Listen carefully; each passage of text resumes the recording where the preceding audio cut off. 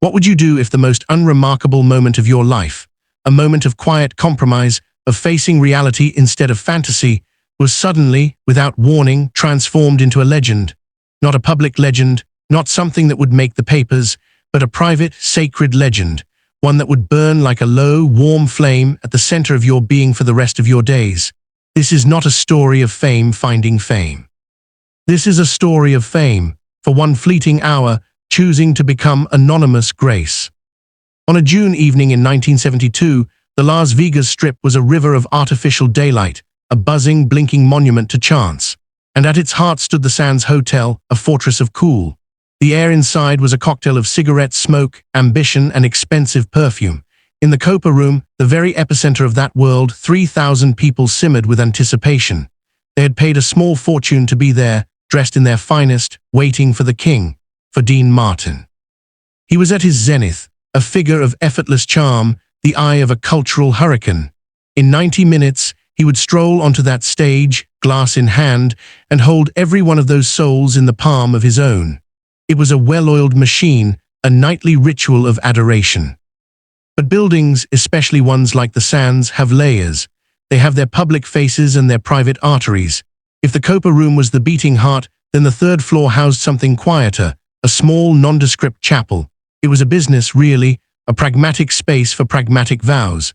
It saw dozens of couples every week, nervous, hopeful, sometimes hasty.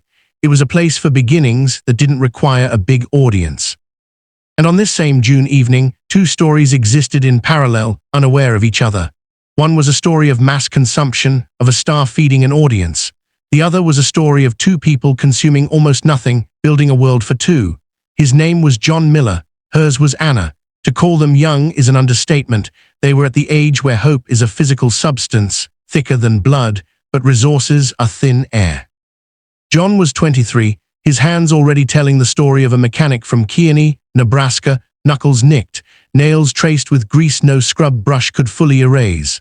Anna was 21, a waitress who carried trays of pancakes and coffee with a smile that disguised the calculus constantly running in her mind. The tip money, the savings from skipping lunches, the careful hoarding of every extra dime. Their dream was simple but monumental to them, a Las Vegas wedding, not the glamorous one from the movies, but the practical one they'd heard about, quick, legal, and theirs. They had saved for 2 years. Their total treasury, kept in a plain envelope in Anna's purse, was $200. The chapel rental was $95. Anna's dress was not a gown, but a simple, knee-length white shift she'd found on a sale rack and altered herself. John's suit was borrowed from an uncle, the shoulders a little too broad, the sleeves a touch too short, but he wore it with a solemn pride.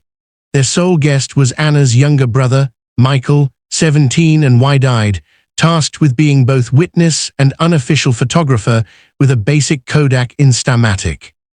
The plan was surgical in its simplicity. Ceremony at 7, a few photos, a cheap dinner at a coffee shop, then back to the budget motel on the edge of town. A quiet pivot from being two individuals to being a family. They stood in the bustling lobby of the Sands, near the gold elevator banks, feeling profoundly out of place. This was not their world. The clatter of chips, the whirl of roulette wheels, the glint of sequined gowns, it was a spectacle they were skirting, not joining. They were ghosts in the machine, there for the chapel's function, not the hotel's fantasy. And it was here, in this liminal space between their old life and their new one, that the weight of it all collapsed onto Anna. It wasn't regret. It was the crushing pressure of love wanting to express itself grandly and being forced to whisper. She looked at the women gliding by in furs and jewels, heard the distant swell of a lounge band, and thought of their silent ceremony, their empty chapel with its 10 wooden chairs. There would be no music, no processional, just words and a kiss. The practical part of her brain said it was enough. The heart, the young, romantic heart she tried so hard to be pragmatic for, broke a little. A tear escaped, then another. She tried to hide it, turning her face into John's scratchy suit jacket. Hey now, John murmured, his voice tight with his own shared disappointment. He held her, feeling the ridiculous expanse of the borrowed suit, feeling like a boy playing dress-up in a man's failing world. It's okay, Anna whispered, the words muffled against his chest. Really, John, we have each other, that's the fancy part, that's the only part that matters. She said it to convince herself as much as him. It was a beautiful sentence, a true sentence, but in that moment, it also sounded like the only sentence they could afford. Unseen by them, a man had paused his walk. Dean Martin was a creature of ritual. Between his early and late shows, he usually retreated to his dressing room, a sanctuary of quiet, a scotch and a nap. But tonight, a strange restlessness had taken him. Maybe it was the recycled casino air, maybe a flicker of memory. He decided to walk, something he rarely did. He liked to observe the carnival from its edges, to see the raw, unfiltered humanity that fueled it all. It kept him grounded. It reminded him of Steubenville, of being Dino Crosty, of wanting so much more than the world seemed willing to give. He moved through the crowd like a ship through a familiar sea, recognized but granted a respectful berth. And then he saw them.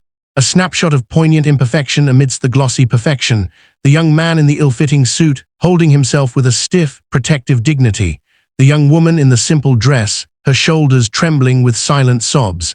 It was a portrait of pure, unvarnished love and its accompanying ache. He stopped. He didn't stare, but he watched, an actor appreciating a profound, unscripted scene. He saw the young man whisper. He saw the woman shake her head, then nod. And then, just barely audible over the slot machine symphony, Dean heard her words. "We have each other, that's the fancy part." It was a sucker punch to a part of him he thought fame had insulated. In that instant, he didn't see strangers. He saw his first wife, Betty, and their early struggles. He saw the countless small humiliations of being poor and in love, where every gesture of affection is also a confession of what you cannot provide. He saw the ghost of his own father, a barber who worked until his hands were raw. The cool, unflappable persona of Dean Martin dissolved for a moment. And Dino Crosty from Steubenville stood in the Sands lobby, recognizing his own. A decision crystallized, not as a grand philanthropic gesture, but as a simple human impulse. He walked forward. "Pardon the interruption, folks." The voice was unmistakable, that smooth, bourbon and honey baritone that had sold 1,000,000 records. John and Anna looked up, their faces wet with tears, their eyes blurred. For a second, they didn't comprehend. He was a face from their television, a voice from their car radio, a symbol of a universe away. Anna's breath hitched. "Oh my God," she breathed, her hand clamping onto John's arm. John just stared, his mind blank. "Mr. Martin, sir, we're sorry if we're in your way." Dean offered his most disarming smile, the one that could melt frost. "In my way, sweetheart, I'm the one who's intruding, but I couldn't help noticing. You two look," he gestured gently, taking in the dress, the suit, the young brother hovering nervously with his camera. "You look like you're headed somewhere wonderful, somewhere important." "Our wedding," Anna blurted out, her voice trembling, "in 15 minutes, upstairs in the chapel." Dean nodded slowly, his eyes softening. He looked at the simple bouquet of carnations Michael held, likely from a hotel gift shop, already wilting slightly in the dry air. He saw the raw, hopeful fear in their eyes. "Let me guess," he said, his tone gentle, conspiratorial. "You've got the room, you've got the official, you've got the love, but the orchestra's stuck in traffic." John let out a sound that was half laugh, half sob. "Something like that, sir. It's just us, no music. We didn't budget for it." He said it without shame, a simple statement of fact. Dean put a hand on John's shoulder. The touch was firm, paternal. "Kid, look at me. I grew up in a house where budget was a fancy word for which bill do we pay this month. I know that feeling. I know what it's like to want to lay the world at someone's feet and have nothing but your two empty hands to offer." He paused, letting his eyes move between them. "But I also learned something, a long time ago.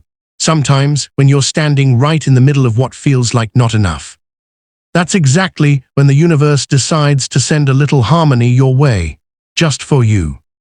He let the words hang. The casino noise seemed to fade into a dull roar around their little island of silence. What do you mean?" Anna whispered. Dean's smile returned, warmer now. "I mean I've got about an hour before I have to go be Dean Martin for 3,000 people, and I can't think of a single, better, more important way to spend that hour." He looked directly at them. "If you'll have me, I would be genuinely honored to sing at your wedding." The world stopped, truly, completely stopped.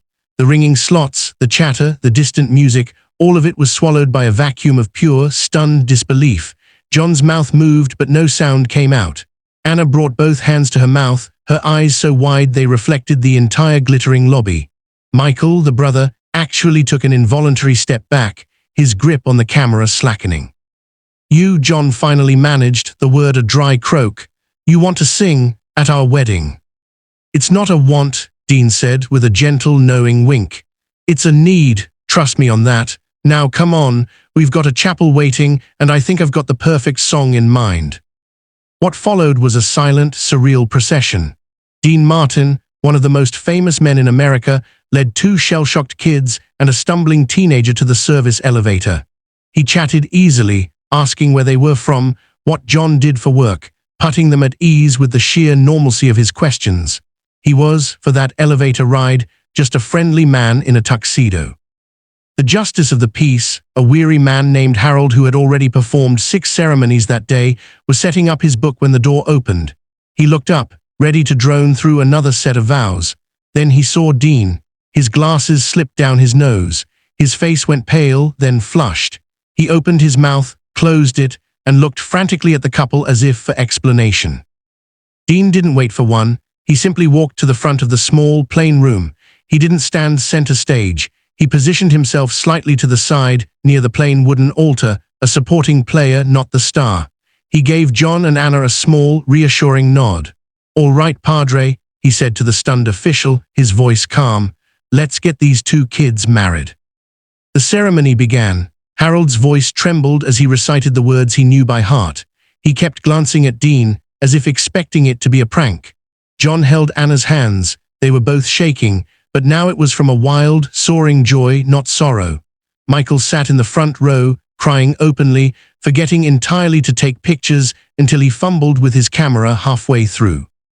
And then came the moment. The legalities concluded. Harold, finding a shred of his professional composure, said the words, "By the power vested in me, I now pronounce you husband and wife. John, you may kiss your bride."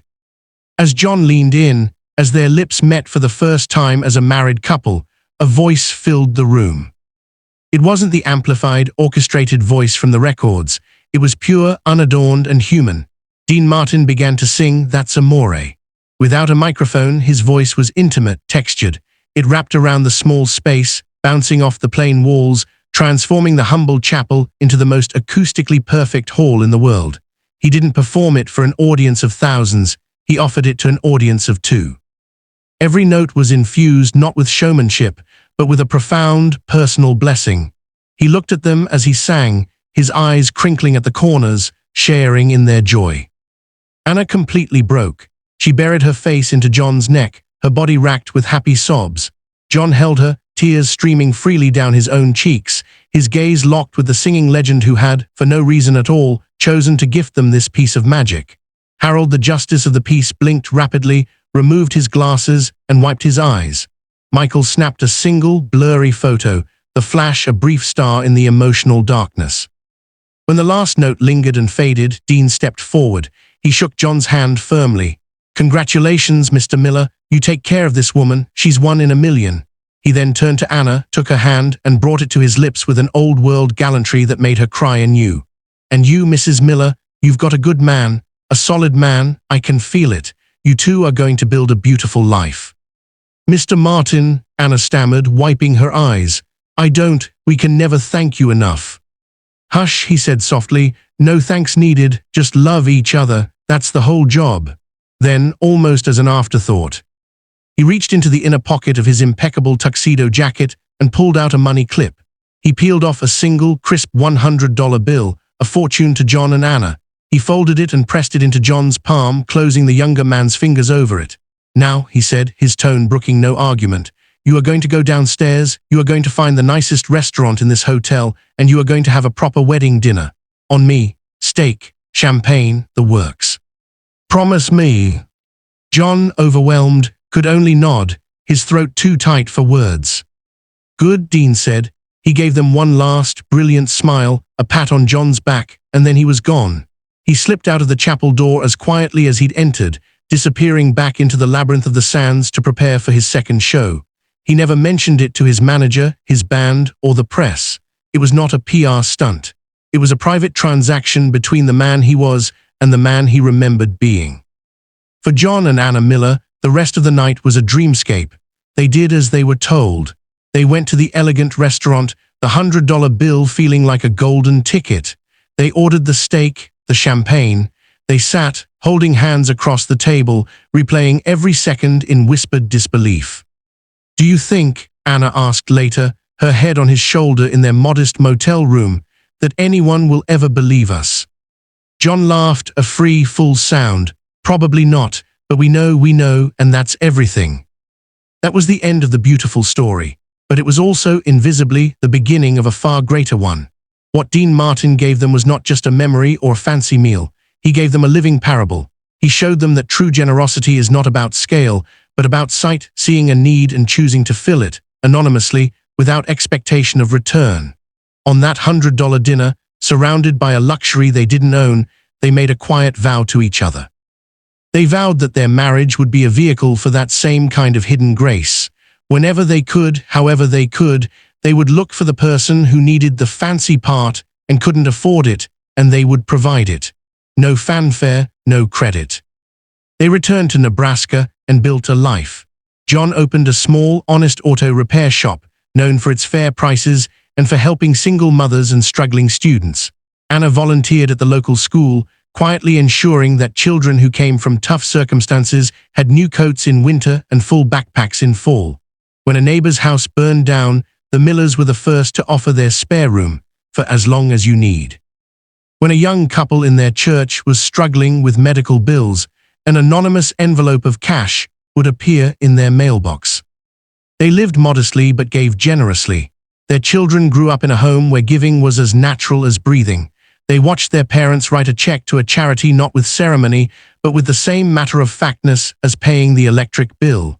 They absorbed the lesson not through lectures, but through osmosis. You have been given much, in ways no one will ever see. Therefore, you give. The origin story, the why behind this relentless ethos, remained their sacred secret. They never spoke of Dean Martin, not to their children, not to their closest friends. The single blurry photo Michael took was tucked away in an old Bible, a hidden relic. The story was too precious, too fragile, too unbelievable to risk exposing to the doubt of the world. It was the private fuel for their public goodness. Decades passed. The Sands Hotel was imploded in a cloud of dust in 1996. Dean Martin passed away the following year. John and Anna's hair turned gray, their hands grew lined, but their commitment to that long-ago vow never wavered. The secret held for exactly 50 years. On their golden wedding anniversary, their family, children, grandchildren, even a great-grandchild, threw them a large party in the community hall back in Kearney. It was a celebration of steadfastness, of a love that had built a small empire of kindness. Speeches were made, tracing the outline of their generosity, though the source remained a mystery. Then their granddaughter, Emily, took the microphone. She had been putting together a digital slideshow and had begged her grandmother for any old photos. Anna, with some hesitation, had given her the ancient Bible, telling her there might be a few pictures stuck in there. "I found something," Emily said, her voice trembling with emotion. She clicked a button, and on the projector screen appeared the blurry, decades-old photo. It was poorly lit, grainy but unmistakable. There were her young grandparents, faces radiant, and standing between them, an arm around each, was Dean Martin, smiling that iconic smile. A gasp went through the room, then utter silence. "On the back," Emily continued, holding up the actual photo, "it just says, 'The night everything changed, June 12, 1972. So I asked Grandma and Grandpa, and they told me a story.'" And for the first time, John and Anna Miller shared it all. The tears in the casino, the unexpected voice, the song in the chapel, the $100 bill, the vow they made. As they spoke, the pieces of a 50-year puzzle clicked into place for their family. The reason for the anonymous gifts, the open door, the relentless, quiet charity, it wasn't just innate goodness. It was a debt of gratitude paid forward 1,000 times over. John, leaning on his cane, summed it up for the rapt room. Dean Martin didn't just give us a song, he gave us a lens. He taught us that the most powerful thing you can do with your privilege, whether it's fame or money or just a little bit of extra time is to disappear into the act of lifting someone else up. He did it for us, so we tried to do it for everyone we could. The story, once freed, took on a life of its own. It was picked up by local news, then national. Former Sands employees came forward with corroborating fragments. A security guard who remembered Dean returning to his dressing room looking unusually pleased. A concierge who heard a wild rumor from the chapel attendant that no one believed. The blurry photo was authenticated. The legend was confirmed. But the real monument to that night isn't in a newspaper archive. It's in the lives touched across 3 generations of the Miller family and the countless people in their community who were helped without ever knowing why. It's in the repaired car that got a father to work, the warm coat that got a child through a winter, the anonymous gift that saved a family from ruin. The Sands is gone. Dean, John, and Anna are gone, but the ripple from that single act of unseen grace continues to spread. It's a testament to a powerful, quiet truth that our greatest legacies are often the things we do when we think no one is watching. For people whose names we may soon forget, they are the seeds planted in the dark that grow forests we will never sit under. True generosity is never a transaction. It's a chain reaction. It isn't recorded for the world to see. It's whispered from one soul to another and then echoed out into the universe, growing fainter but wider with every iteration, until it touches shores we never dreamed of. That night in 1972, Dean Martin gave 2 strangers a wedding song, and in doing so, he composed a symphony of kindness that is still playing, softly, somewhere, right now. If this story of hidden echoes resonated with you, please give the video a like. It helps Winds of Thought share more narratives like this one. What's one unexpected kindness you've received or given that created its own ripple? Let's celebrate those quiet, world-changing moments in the comments below.